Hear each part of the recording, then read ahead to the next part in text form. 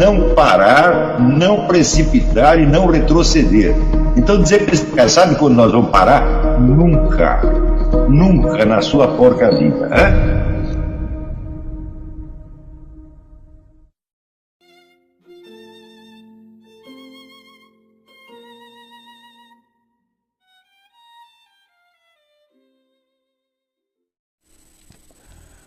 Muito bem. Então, dito isto, eu queria passar, como os acontecimentos na esfera mundial e brasileira estão se precipitando muito, eu acho que a gente tem que tentar, vamos dizer, mais ou menos se orientar neste campo, que faz parte, evidentemente, da nossa formação filosófica. Quando eu falo de você, unidade do conhecimento na unidade da consciência, é claro que essa unidade do conhecimento, se ela se dá na unidade da consciência, ela tem que partir de uma visão muito clara que você tenha da sua própria posição dentro da sociedade, da história. Claro que essa posição, às vezes é nebulosa e nós temos que estar continuamente buscando de novo. Isso nunca para até você morrer. Então,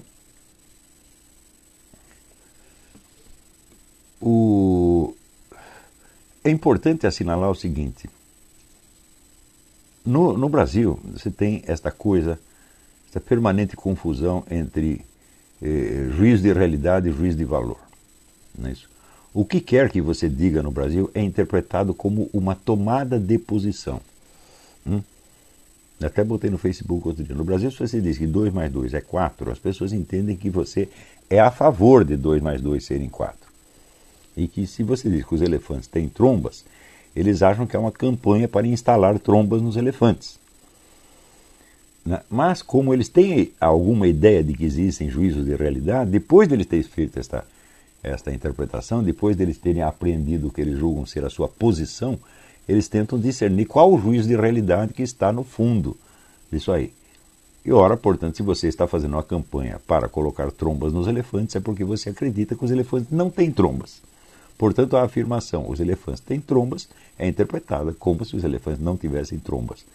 Isto aqui, vamos dizer, é um método que é praticado no Brasil com uma constância absolutamente formidável.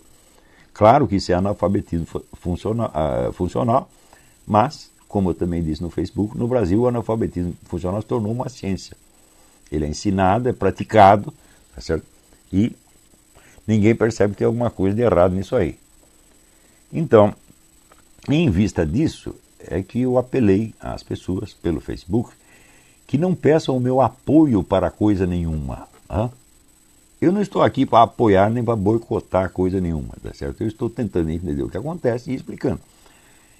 Eu só tomo posição em casos extremos, sobretudo casos de perseguição a indivíduos. Porque aí não é uma tomada de posição política, mas simples exigência moral. Como, por exemplo, isso que estão fazendo com a Raquel Scheherazade ou com o Paulo Martins, isso é cachorrada mesmo. E defender os indefesos é obrigação da gente, né? Então, nesses casos, a gente toma uma posição. Mas daí os caras dizem, você tem que apoiar a marcha da família, você tem que apoiar não sei o quê. Isso para mim, é totalmente absurdo, porque apoiar significa simplesmente você somar a sua voz, vamos dizer, a um discurso coletivo que já existe. Quer dizer, você vai lá botar, né, mais uma voz no coro e supostamente arrastar mais gente atrás de você para apoiar a mesma coisa. Eu não estou aqui para fazer isso, eu considero até ofensivo que me peçam isso. Mas se houver algum caso, vamos dizer, de perseguição, de boicote, uma coisa séria, onde haja uma vítima, sim, você pode pedir que eu defenda, que eu vou defender o cara, não importa quem ele seja, como defendi o Júlio Severo. Quer dizer, 90% do que o Júlio Severo escreve, eu acho loucura completa, tá certo? Mas botaram o sujeito numa situação ruim, então eu acho que eu tenho a obrigação de defender. Imediatamente as pessoas entendem, ele tomou partido do Júlio Severo, portanto ele concorda com o Júlio Severo. Quer dizer, é um modo de interpretação que é analfabetismo funcional mesmo, mas não há muito como escapar disso. No entanto, isso não quer dizer que se alguém cria algum movimento, alguma facção, algum partido, alguma coisa, eu não possa aconselhar o sujeito e farei isso. Tá certo? Como o pessoal pergunta, quem você está apoiando para a presidência? Eu não estou apoiando ninguém. Eu estou me dispondo a ajudar aqueles que peçam a minha ajuda. Se aparecer 20 candidatos e pedir para eu esclarecer alguma coisa que possa ajudar, eu vou fazer isso, evidentemente. Agora, imediatamente, a pessoa já entende que ele está apoiando tal candidato ou boicotando o outro. Realmente não é assim. Esse fenômeno mostra até que ponto a vida intelectual acabou no Brasil. As pessoas não têm ideia do que é atividade intelectual. Eles só entendem o que é atividade política, publicitária, tá certo? Defesa de interesses de grupos, eles só entendem isso. Evidentemente, quando o sujeito tenta saber, mas que grupo o Olavo está defendendo, né, ele vai entrar numa confusão mental e dizer que eu sou um islamocionista ou coisa parecida, tá certo? Ou liberal fascista, qualquer negócio. Porque ora o nego diz uma coisa, ora diz a outra, tá certo? Ora ele toma partido de uma coisa, ora toma partido de outra. Eu não estou tomando partido de nada, eu estou apenas tentando captar, vamos dizer, nas várias perspectivas e nas várias opiniões que circulam, o que elas possam ter de valor, de veracidade e aproveitar de um modo ou de outro, pouco importando da onde venha. Isto é, vamos dizer, é a própria base da vida intelectual. Mas isso realmente desapareceu do Brasil, né? Então, dentre as muitas confusões que circulam por aí por causa deste analfabetismo funcional, eu acho que a pior ainda é a falta de compreensão do que seja um treco chamado comunismo. Então, eu vou ler aqui para vocês um negócio que depois eu vou até publicar no Diário do Comércio, mas no Diário do Comércio vai vir uma versão compacta que eu posso explicar algumas coisas a mais. Então, eu digo o seguinte: nos dicionários e na cabeça do povinho semi-analfabeto das universidades, a diferença entre capitalismo e comunismo é a de um modo de produção, ou, mais especificamente, a da propriedade dos meios de produção, privada num caso, pública no outro. Mas isso é a autodefinição que o comunismo dá a si mesmo. É a definição que Marx deu.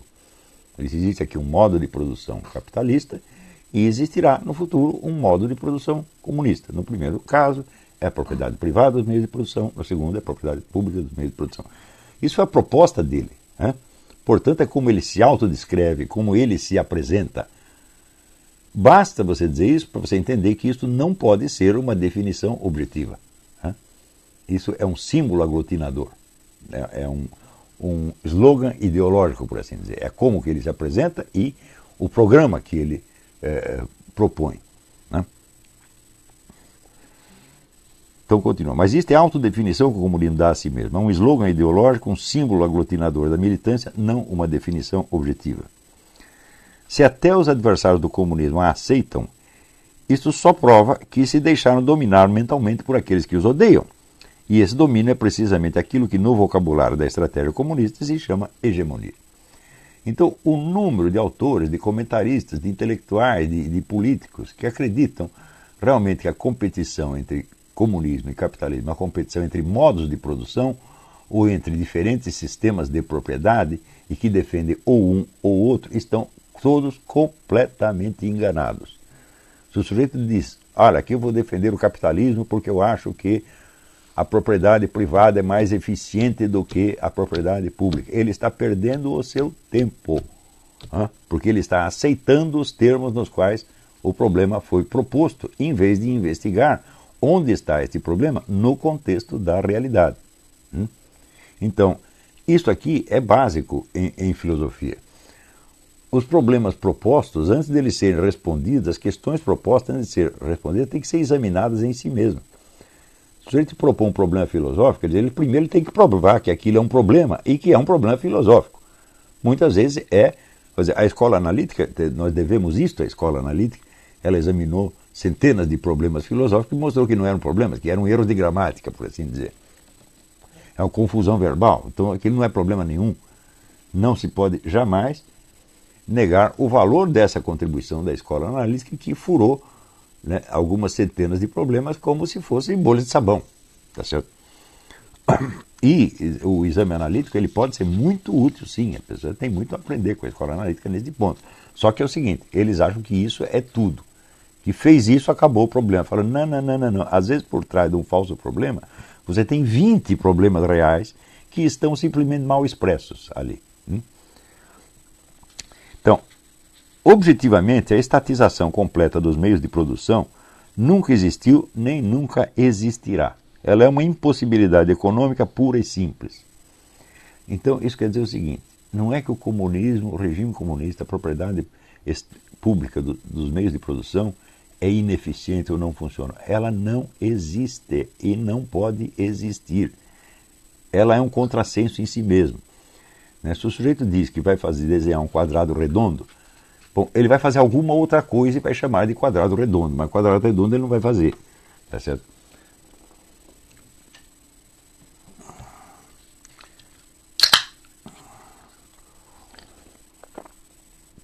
Então, Ludwig von Mises já demonstrou isso em 1921. E após umas débeis esperneadas, os comunistas desistiram de tentar contestá-lo. Sabiam e sabem que ele tinha razão. O argumento do von Mises é absolutamente irrespondível. Ele diz, se você quer fazer uma economia planejada, isso é, dirigida estatalmente, você tem que fixar os preços das coisas. Acontece que se não há mercado, as coisas não têm preços, você tem que inventar todos os preços. E isso é matematicamente impossível. Tá certo? Então, simplesmente não existe, se não existe a possibilidade do cálculo de preços, não existe a possibilidade de planejar a economia. Então, a economia planejada total jamais existirá. Então, não precisa se preocupar com ela. E se você aceita a definição do comunismo como um sistema de propriedade, tá certo? Você está tratando uma coisa inexistente e impossível como se ela fosse existente e que ela estivesse em concorrência real com a economia capitalista, o que jamais aconteceu nem acontecerá. Tá certo? Portanto, você argumentar contra a eficiência de uma coisa impossível é fazer buraco na água. Então, se o sujeito diz que vai fazer como o Barão de Munchausen, se tirar da água puxando pelos próprios cabelos, você argumenta que existem modos mais eficientes de sair da água, tá certo? Você já caiu numa armadilha. Você está discutindo o absurdo como se fosse uma coisa viável. Então, de cara, a proposta da economia estatizada é absurda, impossível, inviável. Ela nunca será realizada. Então, não é preciso discuti-la. É preciso apenas dizer isso. Falar, você quer fazer isso? Mas você não vai fazer isso. Você vai fazer uma outra coisa e vai dizer que é isso. Que é exatamente o que os regimes comunistas têm feito há 100 anos. Né? Em todos os regimes comunistas do mundo, uma parcela considerável da economia sempre se conservou nas mãos de investidores privados. De início, clandestinamente, sob as vistas grossas de um governo consciente de que a economia não sobreviveria sem isso. O que aconteceu na União Soviética? Na União Soviética você tem uma vasta economia capitalista clandestina, tá certo? Que o governo deixava correr, porque ele sabia que sem isso não ia dar. Durante um certo tempo, até o Lenin legitimou a economia privada com a tal da NEP. Durou aí uns 10 anos. Né? Depois Stalin disse, agora vamos estatizar tudo. E não estatizou tudo. Estatizou um pedaço e deixou a economia capitalista clandestina correr lá. Né? Sem contar o fato de que uma boa parte da economia soviética era dinheiro americano. Então, esse dinheiro americano que entrava lá em quantidades maiores do que entrou em qualquer outra nação do mundo, e que não foi nem empréstimo, foi doação, porque nunca veio de volta, isso fazia parte da economia soviética, você não pode entendê-la sem isso. Então, você diz, a economia soviética era estatizada, era coisíssima nenhuma, era nominalmente estatizada. Né? Mais tarde, declarada oficialmente sob o nome de perestroika ou qualquer outro, ou seja, depois de conviver durante anos com uma economia capitalista clandestina que eles não podiam extinguir de maneira alguma, eles decidiram assumir, como diz, sair do armário. No fundo, nós somos capitalistas, e agora vamos ser capitalistas pela frente também. Foi isso que aconteceu na União Soviética, foi isso que aconteceu na China, aconteceu em toda parte. Tudo indica que a participação do capital privado na economia chegou mesmo a ser maior em alguns regimes comunistas do que em várias nações tidas como capitalistas. Hoje calcula-se, eu não tenho aqui a fonte no momento, mas posso depois pesquisar mais tarde, que na União Soviética essa economia privada clandestina chegou a ser 50% da economia total. Portanto, mais do que no Brasil, que é um país nominalmente capitalista, mais do que na Suécia, tá certo? Então, por que preocupar-se com a economia estatizada e demonstrar sua ineficiência? Uma coisa que não existe não é nem eficiente e nem ineficiente, é outra. A categoria é outra. Portanto, você vê que grande parte da polêmica anticomunista nos últimos quase 100 anos foi puro tempo perdido.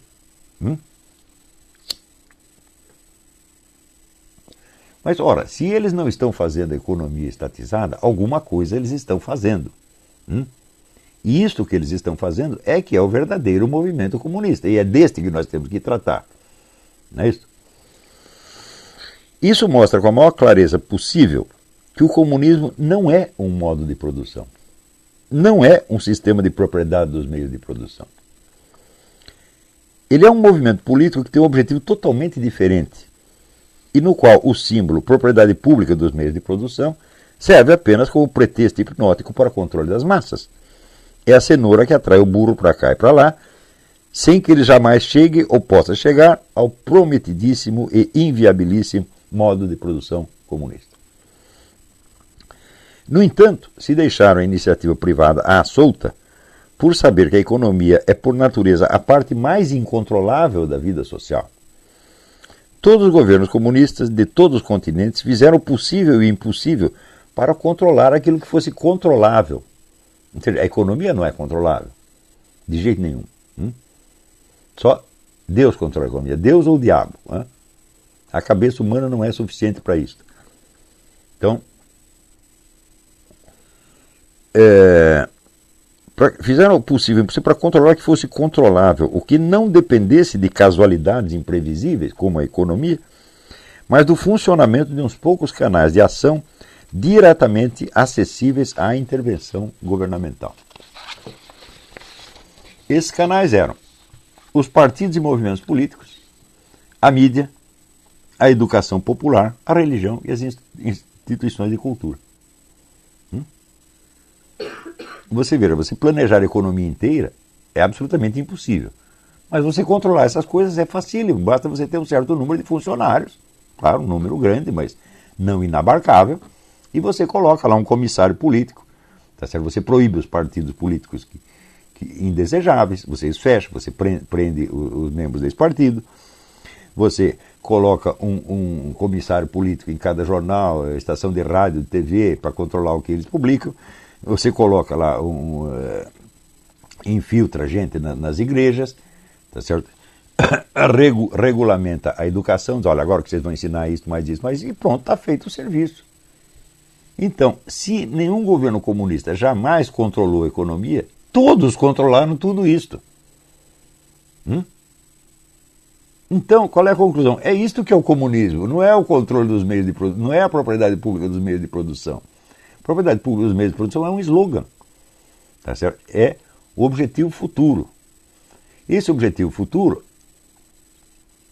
ele não pode ser alcançado e por isso mesmo ele jamais será alcançado. Mas é esta cenoura de burro que mantém o movimento da coisa. Quer dizer, você espera chegar naquela sociedade, né, onde todos serão proprietários de tudo. Agora, suponha que isso acontecesse. Vamos supor que nós instalamos um regime comunista numa nação pequena, em Portugal.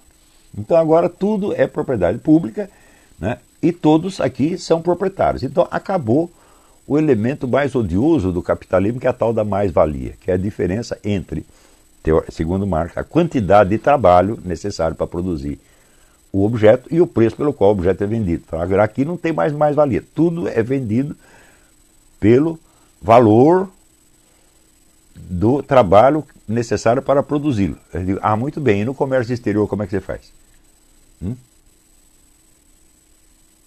Você vai vender para o exterior pelo valor exato do trabalho produzido ou você vai tentar extrair alguma mais-valia? Se você tentar vender as coisas no exterior pelo preço exato que aquilo seria vendido dentro do seu país, você afunda com o seu país, você acaba com ele, isso é impossível.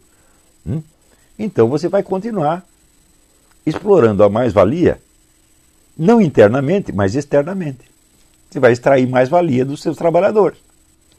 E você terá só um patrão, que é o Estado, mas ele vai ser o maior explorador de mais-valia de todos os tempos. Então, portanto, chegamos à conclusão. O comunismo só seria, mesmo que, supondo-se que a economia totalmente estatizada fosse possível, ela só seria possível se todo mundo virasse comunista ao mesmo tempo. O que, segundo o próprio Karl Marx, é impossível. Por quê? Porque para haver o comunismo é preciso haver primeiro um proletariado industrial altamente desenvolvido. Então, as nações que ainda não estão industrializadas não têm esse proletariado, então não dá para fazer o comunismo lá. Você tem as nações em diferentes estágios de desenvolvimento, tá certo? Então, o comunismo mundialmente simultâneo seria impossível. Portanto, vamos dizer, a economia totalmente estatizada é impossível sob dois aspectos. Ela é impossível internamente e é mais impossível ainda externamente.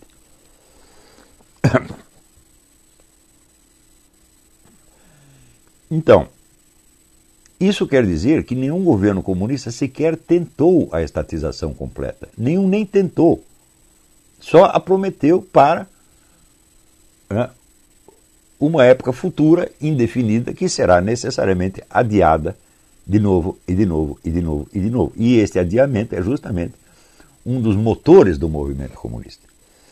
Então, isso quer dizer que prometer controlar a economia e, em vez disso, controlar coisa totalmente diferente, é da essência do comunismo. Ele sempre faz isso. Em segundo lugar, o adiamento perpétuo do objetivo final, ou seja, da economia totalmente estatizada, também faz parte. É o negócio da mentalidade revolucionária que ela, como ela fala em nome de um futuro a ser alcançado, ela não pode se submeter ao julgamento do presente, porque o presente está corrompido. Então, só o tribunal da história no futuro é que vai julgá-la. Mas quem representa o tribunal da história? Só aqueles que estão avançando para o futuro. Aqueles que representam o presente não têm autoridade para julgar o futuro. Então, isso quer dizer que o movimento revolucionário ele é o único juiz de si mesmo. Ele não pode ser julgado desde fora. Então, ele é o tribunal do futuro atuando no presente. Isso é da natureza mesmo do processo. Não tem como escapar disso aí.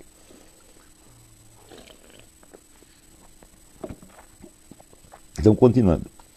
Dominando um número limitado de organizações e grupos, o governo comunista podia, assim, controlar diretamente a política e o comportamento de toda a sociedade civil, inclusive nos detalhes da vida individual e da psique individual. Criar um novo homem, como eles diziam.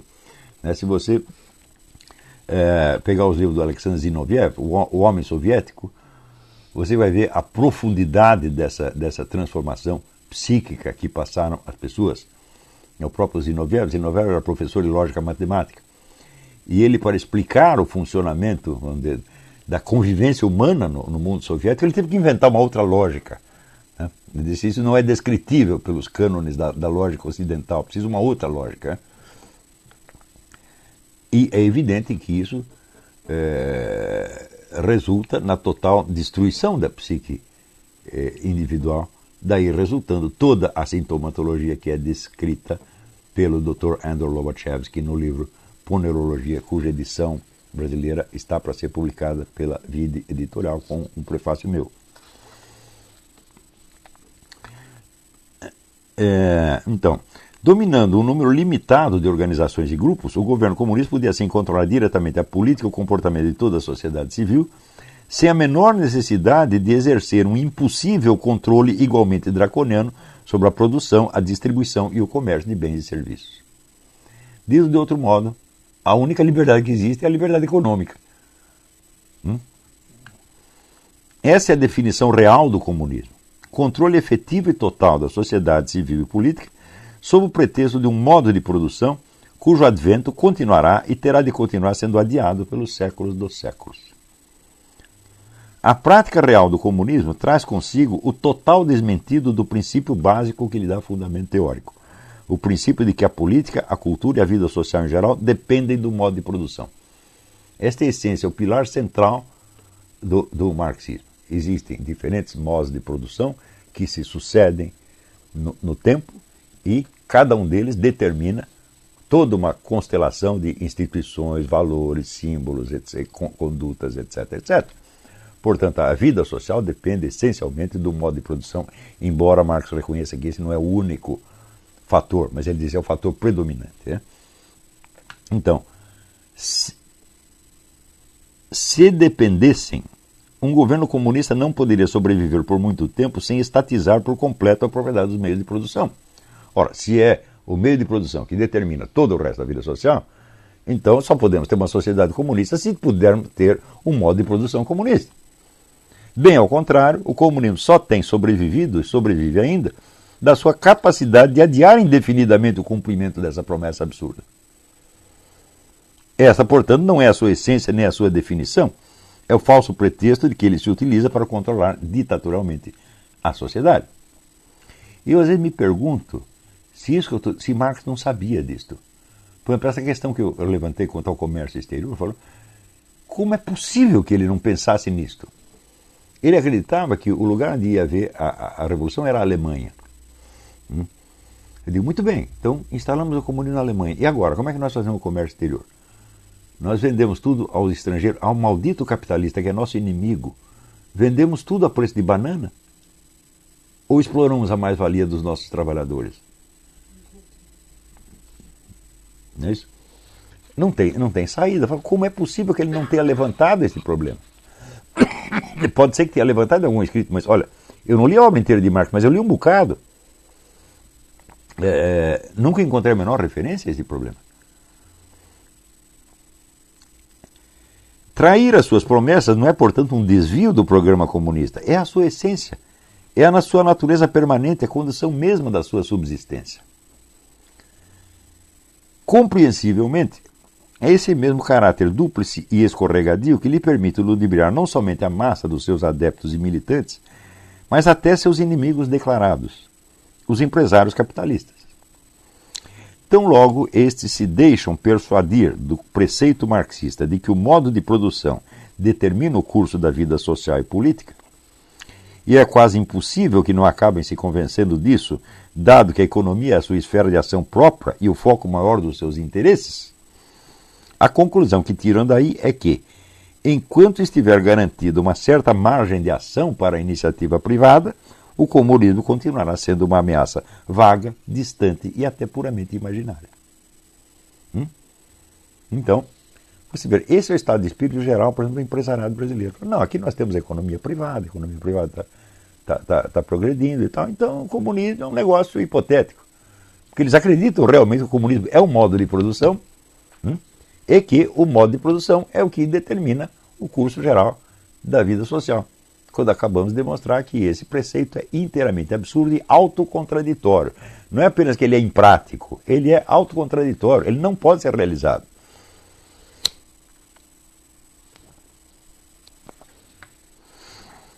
Enquanto isso, vão deixando o governo comunista ir invadindo e dominando áreas cada vez mais amplas da sociedade civil e da política, até chegar-se ao ponto em que a única liberdade que resta, para uns poucos de certo, é a de ganhar dinheiro.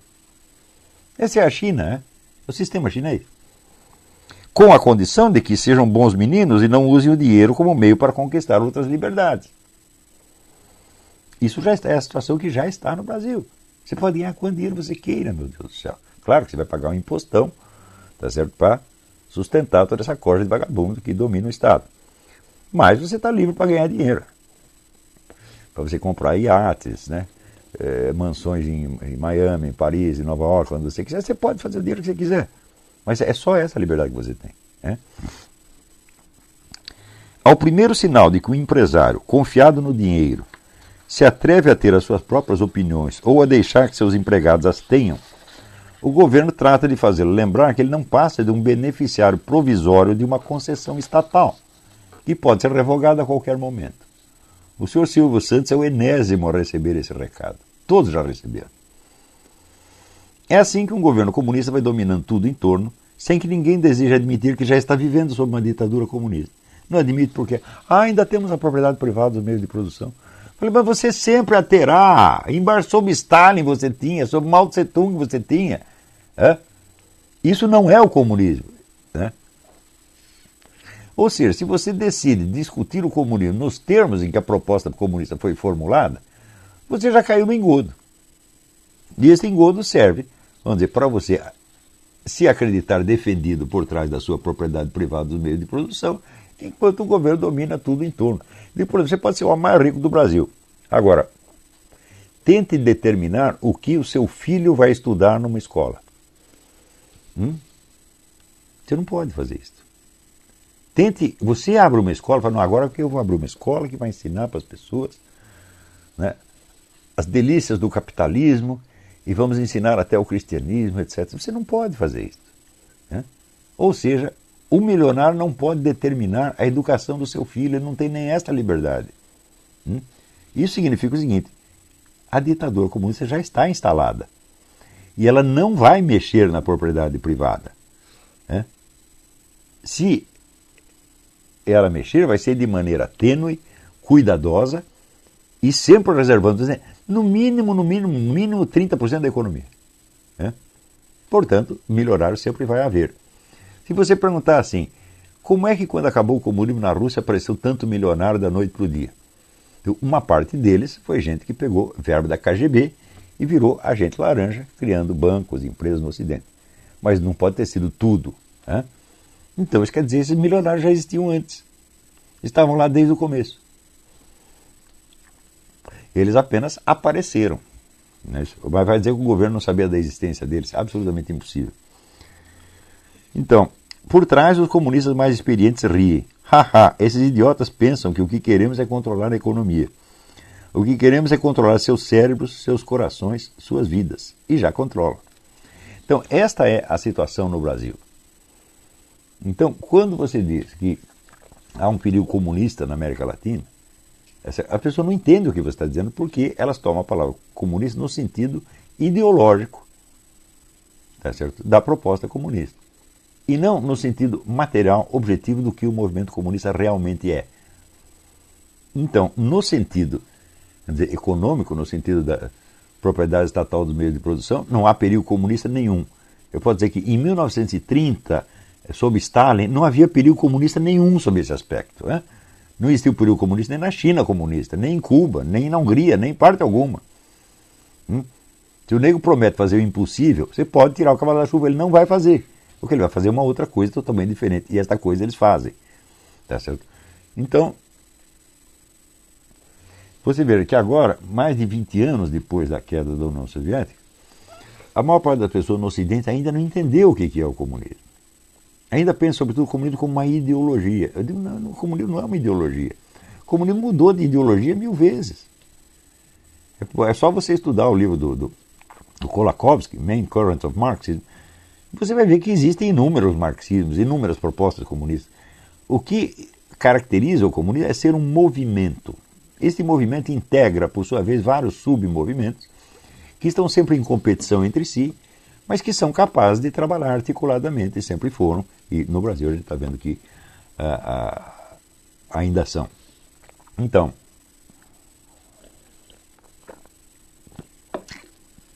a ideologia, se o próprio Marx definiu a ideologia como um vestido de ideias que encobre interesses materiais, então não adianta você prestar atenção no discurso ideológico e discutir ideologia. Você tem que ver o que as pessoas estão fazendo realmente, materialmente. E isso é o que vai definir o seu movimento, definir a sua política. Né? Mas quando a gente vê que nem... eu estou fazendo essas observações aqui pela primeira vez, ninguém fez antes. Né? Eu acho um absurdo quando acontece isso. Quando eu descubro um negócio que ninguém sabe, todo mundo pensa que eu fico contente. Lá, eu sou um gênio, descobri sozinho. Eu falo, não, eu fico arrasado, porque eu digo, isso aqui é essencial, as pessoas tinham que ter descoberto isso 50 anos atrás. E não descobriram. E quem descobriu foi apenas um rapaz latino-americano, né, que certamente não será muito ouvido. Tá certo? Então, aí é que eu vejo que é uma situação desesperadora mesmo. Né? No entanto, nós aqui nesse curso, nós estamos realmente, quando eu prometi formar uma nova geração de intelectuais brasileiros, eu sabia que eu era capaz de fazer isso. Eu sou capaz de fazer isso, mas sou capaz de fazer só isso. Não venham me pedir para liderar um partido político, liderar a marcha do Raio que eu parta, tá certo? Para apoiar isso, apoiar aquilo, isso é perda de tempo, tá certo? Como dizem, uma perca de tempo. Né? Então, eu não vou fazer isso, eu tenho um projeto de vida, eu não vou viver eternamente e eu sei calcular os meus recursos, o tempo que eu tenho, o objetivo e como fazer. Quem não é capaz de calcular a relação, a proporção entre os recursos e a meta, não sabe agir. eu sei o que eu estou fazendo, eu sei o que dá para fazer e sei o que não dá para fazer. Então, formar essa nova geração de intelectuais é uma coisa que eu prometi, que eu estou fazendo e que já está mostrando o seu. E aí, pessoal, tranquilo? Então, se inscreva no canal, compartilhe, comente, ajude nosso canal. Os links estão na descrição do vídeo. Você pode participar pelo Apoie-se, pela vaquinha. Qualquer forma de ajuda será muito bem-vinda. Pode curtir, comentar e compartilhar também para ajudar nosso canal. Quem quiser seguir a gente nas redes sociais, estão todas aí na descrição do vídeo. Muito obrigado, sempre com Deus, pátria, família e liberdade. Tamo junto, forte abraço.